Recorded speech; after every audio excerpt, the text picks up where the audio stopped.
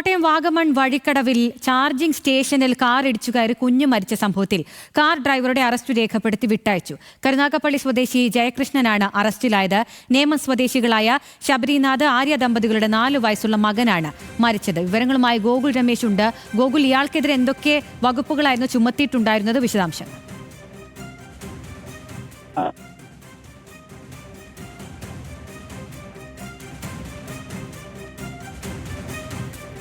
Kottayam Vagamon വഴിക്കടവിൽ charging സ്റ്റേഷനിൽ car ഇടിച്ചു കയറി കുഞ്ഞു മരിച്ച സംഭവത്തിൽ കാർ ഡ്രൈവറുടെ അറസ്റ്റ് രേഖപ്പെടുത്തി വിട്ടയച്ചു.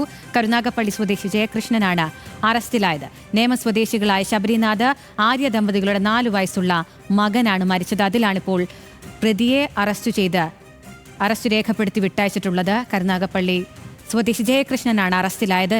ഗോകുൽ, ഇയാൾക്കെതിരെ എന്തൊക്കെ വകുപ്പുകളായിരുന്നു ചുമത്തിയിട്ടുണ്ടായിരുന്നത്? എന്തൊക്കെയാണ് വിശദാംശങ്ങൾ?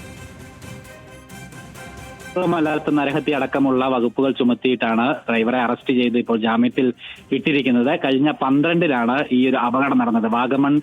വാഗമണിലേക്കുള്ള വഴിയിൽ വഴിക്കടവ് എന്ന് പറയുന്ന ഭാഗത്ത് ഒരു ചാർജിംഗ് സ്റ്റേഷനിൽ കാറ് ഈ ചാർജ് ചെയ്യുന്നതിനിടെ കയറ്റുന്നതിനിടെ അവിടെ ഉണ്ടായിരുന്ന അമ്മയും മടിയിലിരുന്ന കുഞ്ഞിനും നേരെ കാറ് പെട്ടെന്ന് നിയന്ത്രണം വിട്ട് വേഗത്തിൽ ഇടിച്ചു കയറി ആയിരുന്നു അപകടമുണ്ടായത്.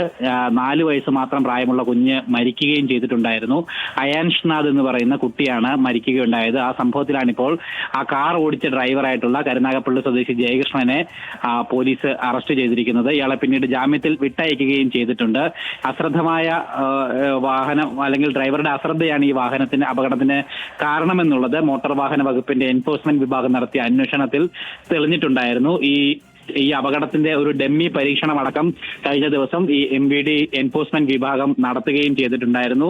എന്തായാലും അതിന്റെ അടിസ്ഥാനത്തിലാണ് ഇയാൾക്കെതിരായിട്ട് അറസ്റ്റ് ഉണ്ടായിരിക്കുന്നത്. മുമ്പ് ഇയാൾക്കെതിരായിട്ട് നടപടി വൈകുന്നുവെന്ന് ആരോപിച്ചുകൊണ്ട് ഈ മരിച്ച കുട്ടിയുടെ ബന്ധുക്കളടക്കം രംഗത്ത് വന്നൊരു സാഹചര്യമുണ്ട്. പരാതിയുമായിട്ട് രംഗത്ത് വന്നിരുന്നു. എന്തായാലും അറസ്റ്റ് രേഖപ്പെടുത്തി ഇപ്പോൾ വിട്ടയച്ചിരിക്കുകയാണ്. ഈ കുഞ്ഞിന്റെ അമ്മ ഇപ്പോഴും ഗുരുതരമായിട്ടുള്ള അവസ്ഥയിൽ ചികിത്സയിൽ തുടരുകയാണ്.